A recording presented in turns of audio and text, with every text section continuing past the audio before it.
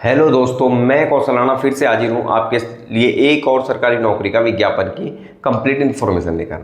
आज हम बात करेंगे एसएससी द्वारा जारी किए गए दिल्ली पुलिस की 7,565 वैकेंसी के बारे में।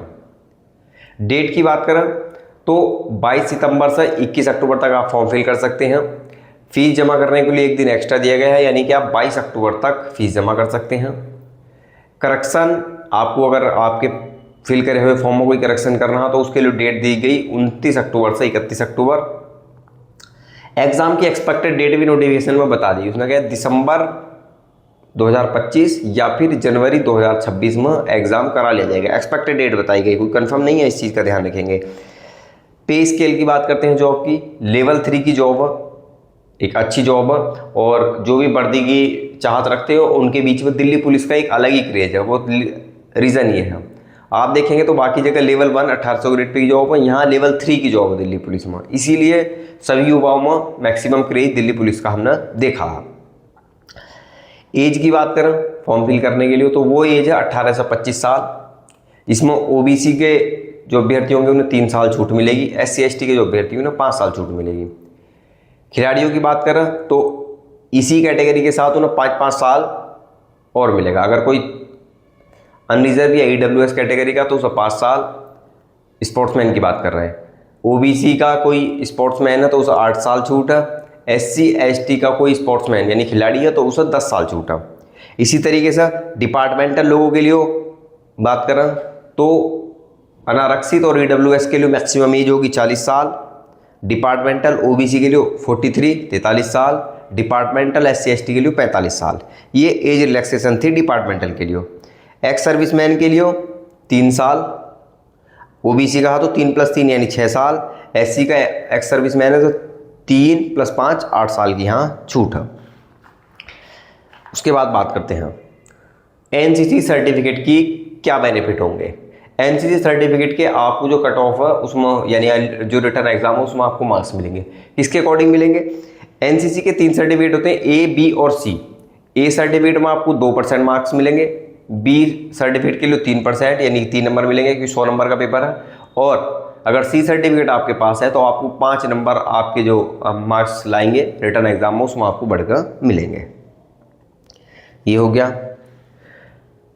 एक और एक्स्ट्रा वेटेज दिया गया राष्ट्रीय रक्षा यूनिवर्सिटी RRU से UG या PG करने वाले अभ्यर्थियों को। RRU में जो पढ़े होंगे, जो वहाँ से पास आउट है ग्रेजुएशन या अंडर ग्रेजुएशन, उन्हें 2%। अगर सेकंड डिवीज़न है तो 3%, फर्स्ट डिवीज़न है 4%, और RRU में पढ़ने वाला अगर किसी की डिक्टेंशन है विशेष योग्यता तो उसे 5% एक्स्ट्रा मार्क्स यहाँ मिलेंगे। एग्ज़ाम सेंटर की बात करें तो आप देख सकते हैं एग्ज़ाम सेंटर की डिस्प्ले पर हम लगा रहे हैं, अपने अकॉर्डिंग NR के जो नियरेस्ट एग्ज़ाम सेंटर है आप वो फिल कर सकते हैं। बात करते हैं पेपर पैटर्न की। सबसे इंपॉर्टेंट पेपर पैटर्न 1.5 घंटा यानी कि 90 मिनट का एग्जाम होगा आपका। ऑनलाइन एग्जाम होगा, 100 क्वेश्चन होंगे, 100 मार्क्स के होंगे। मैक्सिमम जो एक्सपोजर है या कह सकते हैं कि सबसे ज़्यादा जो तैयारी करनी है वो आपको GK और करंट अफेयर की करनी है, 50 क्वेश्चन होंगे।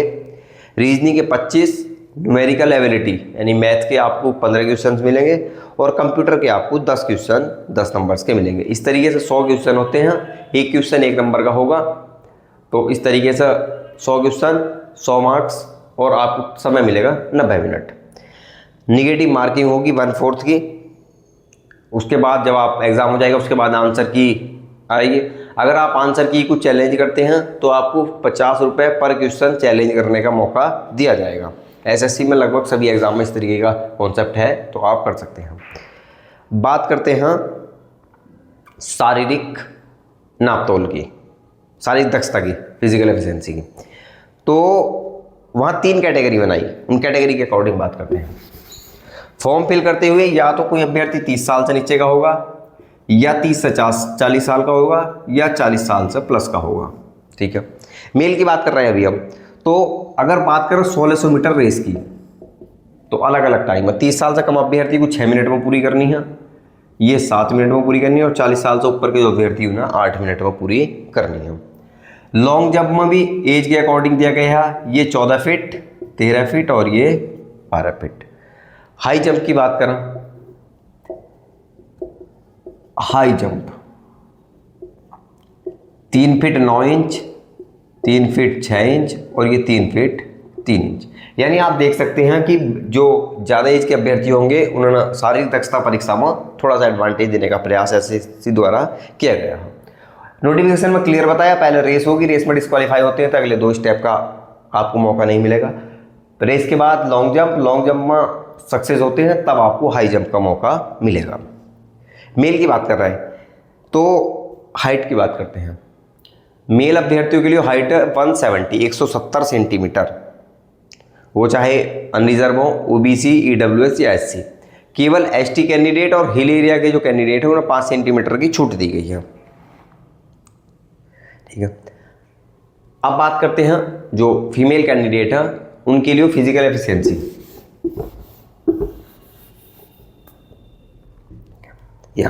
यहाँ भी 3 कैटेगरी के अकॉर्डिंग जो फिजिकल एग्जाम होगा उसके लिए हो। यहाँ 1600 मीटर 8 मिनट, 9 मिनट और 10 मिनट देख लेंगे आप। 30 से कम वालों के लिए 8 मिनट में पूरी करनी है। 30 से 40 साल की एज है तो आपको 9 मिनट में, और 40 साल से ज़्यादा की आप अभ्यर्थी हैं तो आपको 10 मिनट में 1600 मीटर रेस पूरी करनी होगी। लॉन्ग जंप की बात करें तो ये 10 फीट, ये 9 फीट और ये 8 फीट।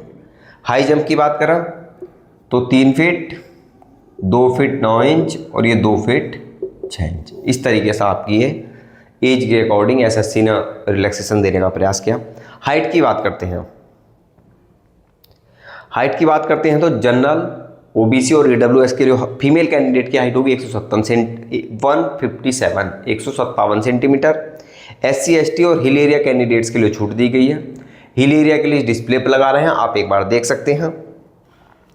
मेडिकल की बात करें तो कलर ब्लाइंडनेस ना हो, इस तरीके की सारी चीज़ें हैं। ये इस नोटिफिकेशन की जानकारी थी। आप सभी को हम कहना चाहेंगे इस एग्ज़ाम की सफलता के लिए आप जीएस पर विशेष फोकस करें। 50% जो एक्सपोजर हो जीएस और करंट अफेयर को दिया गया है, तो आप अपनी जीएस और करंट अफेयर को स्ट्रॉन्ग करें। हम चाहते हैं कि आप सभी एग्जाम में भर्ती हो, समय से आप अपने सपने पूरे करें, अपने और अपने परिवार के जो आकांक्षाएं उन्हें पूरा करें। इसी के साथ जय हिंद, जय भारत।